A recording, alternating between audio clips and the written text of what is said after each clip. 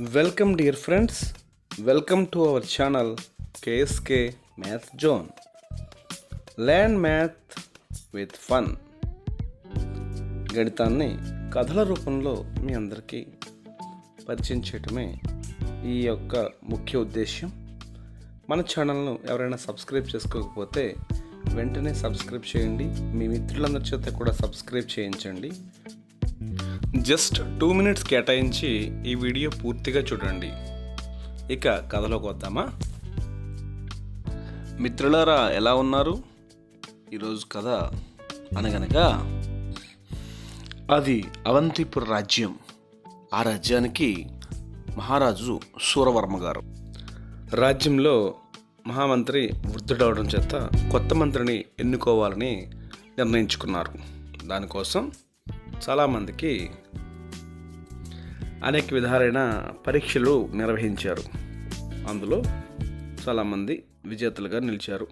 అయితే వారందరిలో ఒకరిని ఎన్నుకోవడం కోసం చివరి పరీక్షను నిర్వహించాలనుకున్నారు. అయితే అప్పటికే రాత్రి చాలా పొద్దుపోయింది. మన మహారాజు గారు చివరి పరీక్షను ఎలా పెడతారో, ఎవరు విజేతలుగా నిలుస్తారో చూడాలి. విజేతలుగా వచ్చిన వారందరితో మహారాజు ఇలా చెప్పారు. ఇప్పుడు రాత్రి సమయం 9 గంటలైంది. మన నగరంలో 4 గడియార స్తంభాలు ఉన్నాయి కదా. అందులో మొదటిది ప్రతి 10 నిమిషాలకు, రెండవది ప్రతి 40 నిమిషాలకు, మూడవది ప్రతి 50 నిమిషాలకు, నాలుగవది ప్రతి 60 నిమిషాలకు గంట కొడతాయి.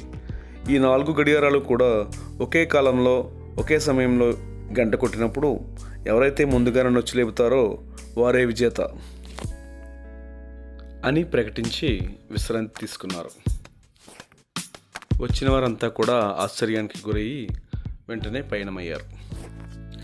మహారాజు తన విశ్రాంతి మందిరంలో విశ్రాంతి తీసుకుంటున్నారు. 4 గడియారాలు ఏకకాలంలో గంట కొట్టిన వెంటనే పోటీకి వచ్చిన సుమంతుడు అనే వ్యక్తి మహారాజు గారిని వచ్చి నిద్రలేపాడు. విజేతగా నిలిచాడు.